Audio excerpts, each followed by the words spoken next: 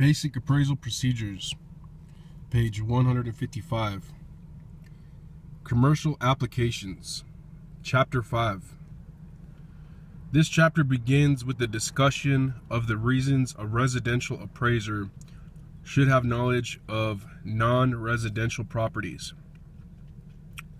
This discussion touches on competence and staying within licensing and certification limits.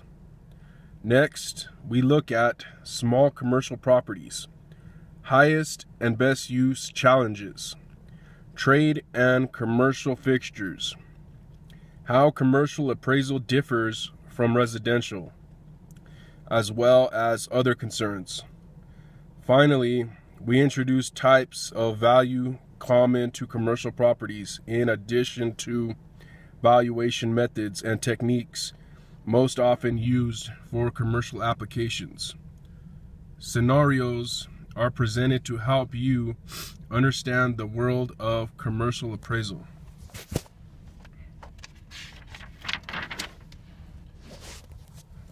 Page 156.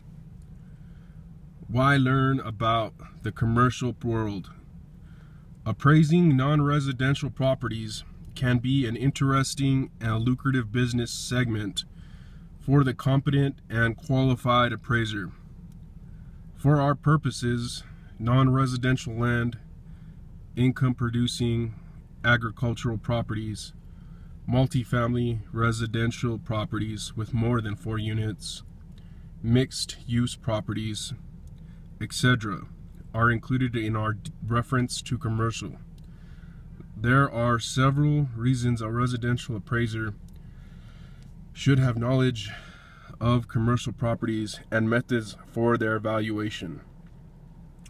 A brief overview is provided of why every appraiser, even one with no aspiration for a career including non-residential appraisal, must know a little about. Preparation for the state examination. Depending on the state and the testing provider, some methodology and application typically associated with non-residential appraisal is often included in exam content. In addition, some residential appraisers might wish to pursue a higher credential allowing for practice in this area. Recognizing highest and best use. Sometimes an appraiser does not recognize or know for sure when the highest and best use of a property is non-residential. It is important for the residential appraiser to know what to do in this circumstance. Acceptability in some states. The qualifying criteria of the Appraisers Qualification Board, AQB, allows a licensed and/or certified appraiser to perform appraisal of other properties up to a limited transaction amount, subject to USPAP's competency rule. However, some states do not recognize this allowance. For states allowing the practice of appraisal for other property types by those holding residential credentials, foundational non-residential concepts and applications are essential. Check with your education provider or state regulatory agency for practice limitations applicable to your state.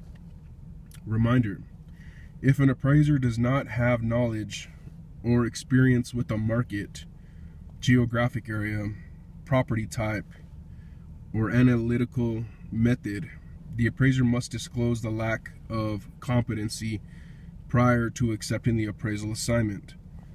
Take the necessary steps to gain the competence and disclose the steps taken to gain competency in the appraisal report. Important points. Even if you are not planning on practicing commercial appraisal, general knowledge of it is required on some state examinations. When performing a residential appraisal in a commercial zone, the subject's highest and best use may be a non-residential one. Basic knowledge is an asset in this situation. Page 157. What is different? The question is often asked, what is the difference between appraising residential property and non-residential property? A common answer might be nothing, but quite a lot. The same fundamental theories and principles of residential property are observed, and the same valuation process discussed in Chapter 1 applies as well.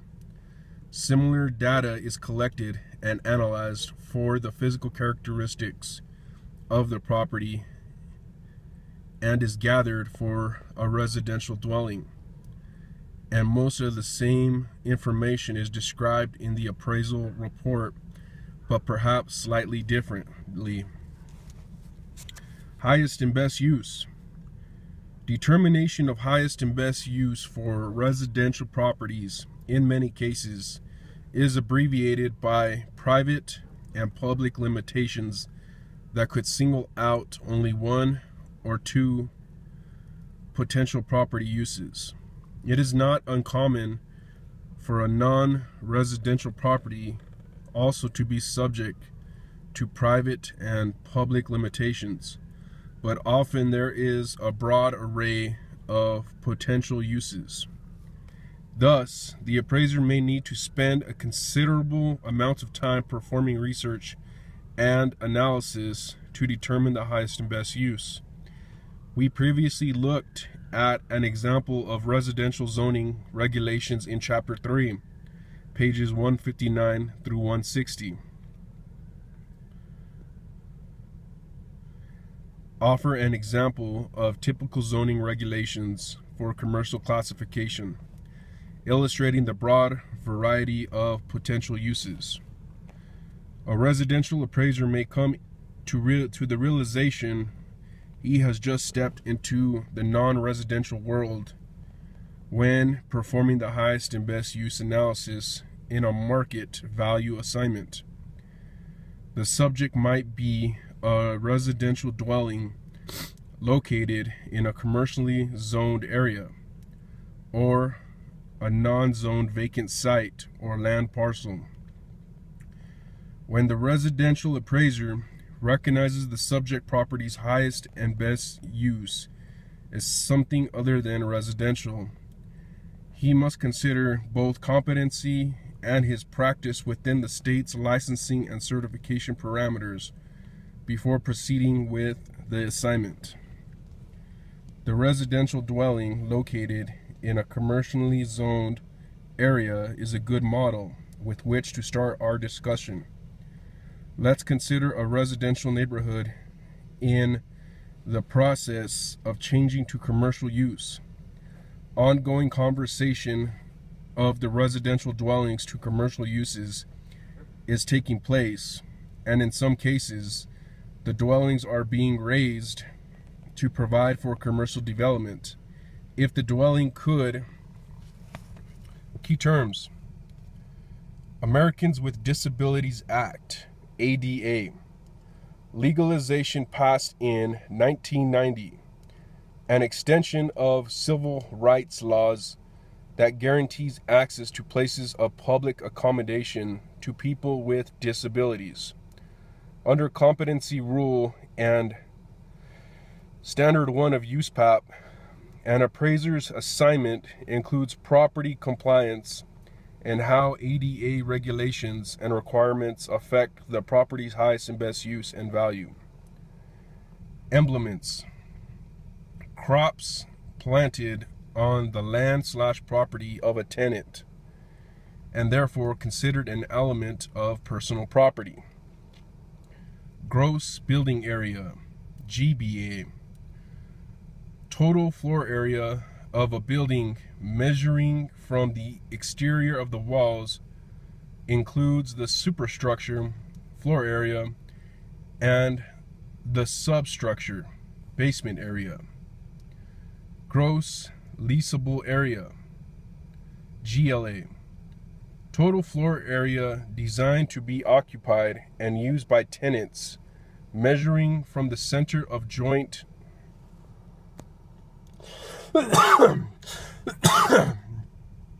partitioning to the outside wall surfaces. Includes basements and mezzanines. Going concern value. The market value in use of all property, including real property, trade fixtures, inventory, tangible assets, and the intangible assets of an established and operating business with an indefinite life. Mixed use property has more than one notable use, such as a mix of residential and non-residential.